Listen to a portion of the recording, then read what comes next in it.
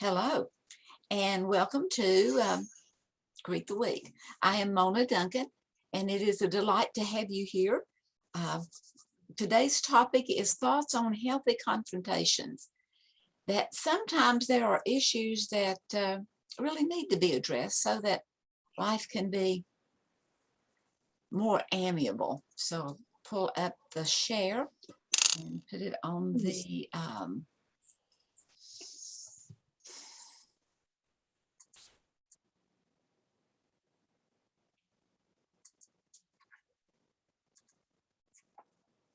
okay, and let's see, admit. We have people in the waiting room. It's always good to have folks join us. So today we are looking at thoughts of healthy confrontation. And sometimes there are things that really do need to be addressed so that things can run a little smoother. So we're going to look here at, this is a little cartoon that I ran across one time. I thought it just really brings out the fact that butting heads never works. That it's just a pushback, and it never works. It leads to making things worse rather than better. And there was I saw on Discovery Channel and animals and so forth. It was in the Alps area, and two big old bucks were hooking horns and going back and forth, back and forth, back and forth, trying to demise the other one, I guess, is what it kind of seemed like. But they kept going back and forth and back and forth, and they got right on the precipice, right on the very edge where it was, hundreds of feet below. That may have been a sure death for both. And they unhooked their horns and they walked off in different directions. But there are things that do need to be addressed. And how do we go about doing that? I came up with this little wall, kind of an invisible wall that we may carry with us, that on one side, it's all the pressures of life today and new technology and new ideas and new fads and new this and new something else. And it's kind of pressing against our nostalgia. No matter what age we are, we have memories of before that are not what the memories are now. And we can look at how maybe things, we see them as a possible loss, and we have fears, and that kind of lowers the esteem and lowers the motivation to even try. I know, looking at things today was that you can't clip coupons anymore. Everything it's an app, it's on your phone.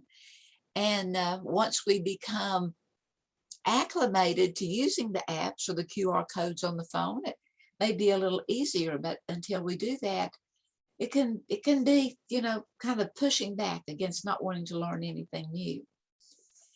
And so I thought we would look at some thoughts to prepare ourselves to caringly confront. I call it carefronting. That I care enough about me, I care enough about you, I care enough about the organization, the family, the workforce. I care enough that this is an issue that, from my point of view, needs to be confronted. And so, first of all, I want to always look at me, because that, if there's anything that I do want or don't want, then as you begin to look at yourself, you have something you can work with. Whereas we look at something we do want or we do not want from someone else, if we don't start with looking at ourselves as to how we can go about working those things together, as opposed to butting heads with each other. So anyway, kind of a way to prepare ourselves to be open and honest and genuine and authentic, is to realize the fact that all of us on planet Earth, all close to 8 billion of us, we are a combination of flaws and being flawed and fabulous. We have wonderful qualities, and we have qualities that are those shadow sides that we just assume disown. And it's sometimes, we want to tell them our truth, or we want to point out their error so that it can be fixed. But what is truth? And the thing of it is can we handle truth? And are we willing to look around at not only what is the presenting truth, it's maybe, here it is, but are we willing to walk all the way around and to see each of the different sides and each of the different concepts?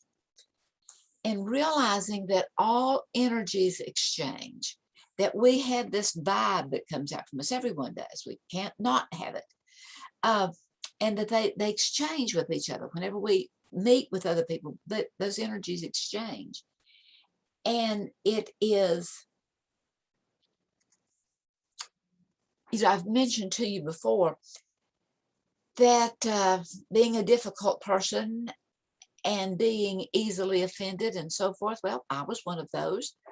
I still may be to a larger degree than I want to honestly admit to and own up to, but I do want to know those things.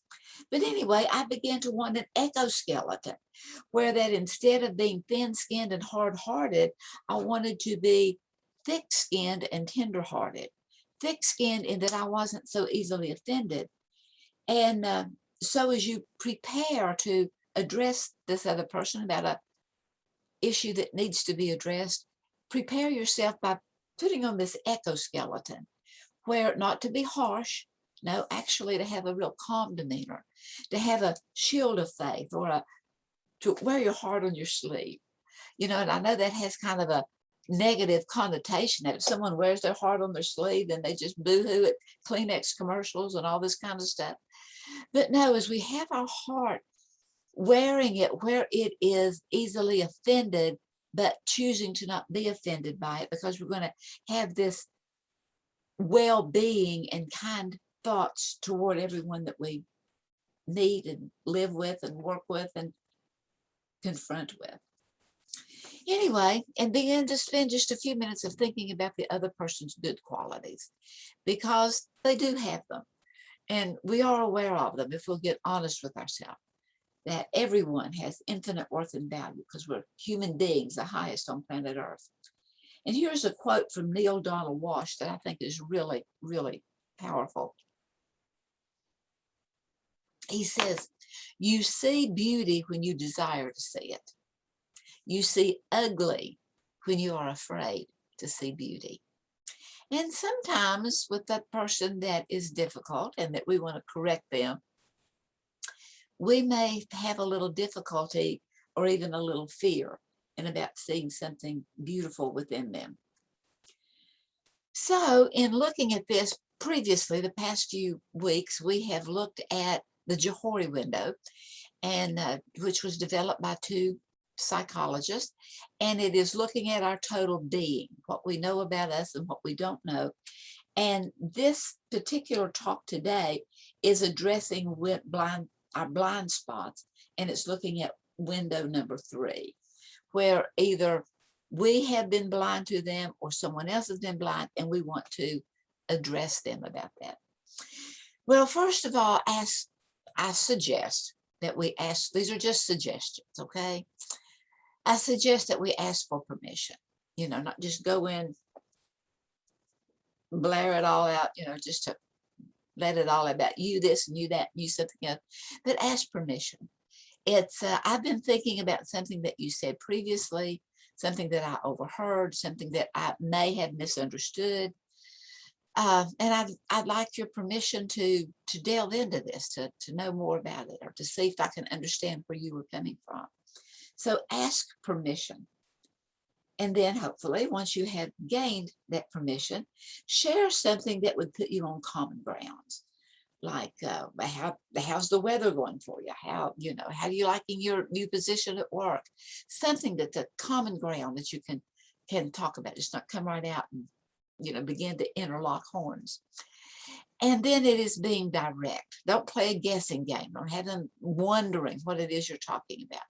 Well, I was wondering, I overheard you say something and I wanted to see what you meant by that. Be direct.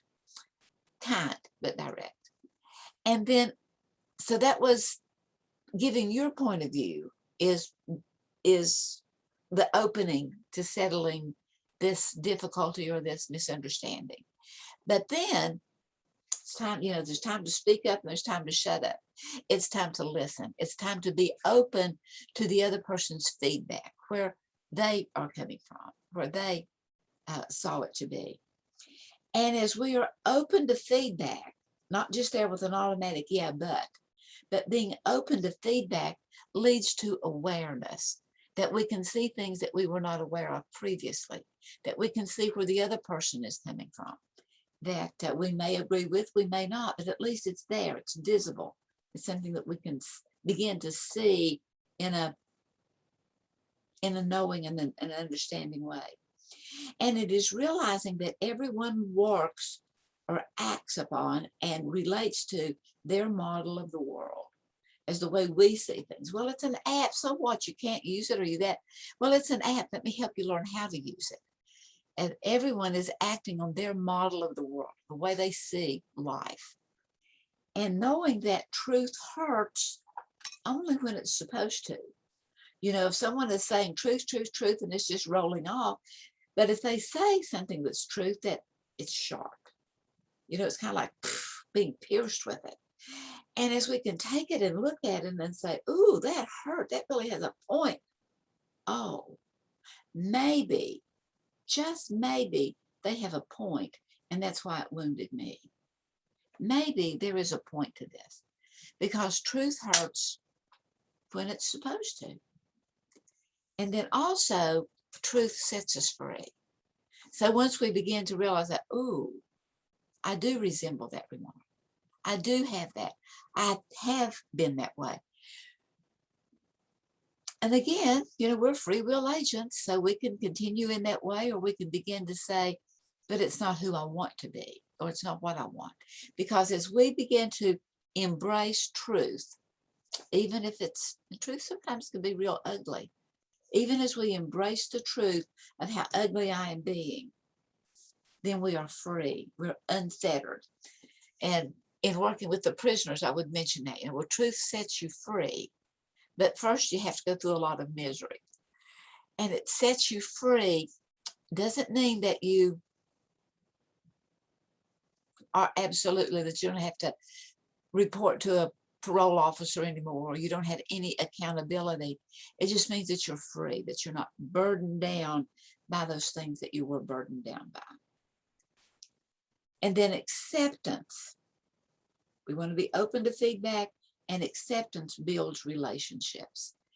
And those acceptance of things, I've mentioned several times that in our large family clan, there is one person in particular that is the police for whatever you need the police for, whether it's food or ethics or whatever. They're just a good police. And anyway, acceptance, accept the fact, releases you from having to prove a fact. Acceptance then begins to build relationship where even though we're at odds with a certain issue, we can still be compatible and friends with and care for and be amiable to one another. So I have here a couple of ancient quotes and one that's not quite so ancient. But Plato said that the real tragedy of life is when men are afraid of light. That whenever something has been exposed or addressed with us, and we're fearful about it. And then Socrates said that the unexamined life is not worth living. Now that doesn't mean in a negative point of view. It means that unless we are really looking at life and examining whether or not it's effective or ineffective, whether or not it's competent or incompetent, whether it is truth or lie, whether it is positive or negative, as we begin to look at what is really worth keeping, that makes the life worth living. In Mortimer J. Alder's book on Aristotle for Everybody, on the back of it, he writes, no idea in this book is less than 24,000 years old. Nothing is less than that. And the more I read philosophies, ancient as well as and Shakespeare and things like that, even though they're hard to understand, it makes the understanding, once you kind of get the gist of it, it makes the understanding even more clear. And so here's another quote from me. We are more alike than we are different. Let's see, dislike, and love ourselves in others, because other people are a mirror of us and we are a mirror of them. They are seeing their positives and negatives in us, and we are seeing our positives and negatives in us. As we can realize we're more alike than we are different, sometimes we can be more gentle with those oddities, and we can accept the other person's quirks that we have made into being bigger than they really are. And so, M. Scott Peck, The Road Less Traveled and Traveled Down, and he has 3 or 4 books on the roads traveled. Anyway, I love this quote of his. Life is difficult. This is a great truth, one of the greatest truths. It is a great truth because once we truly see this truth, we transcend it. Once we truly know that life is difficult, that people are difficult, that we can be difficult, once we truly understand and accept it, whoa, then life is no longer difficult.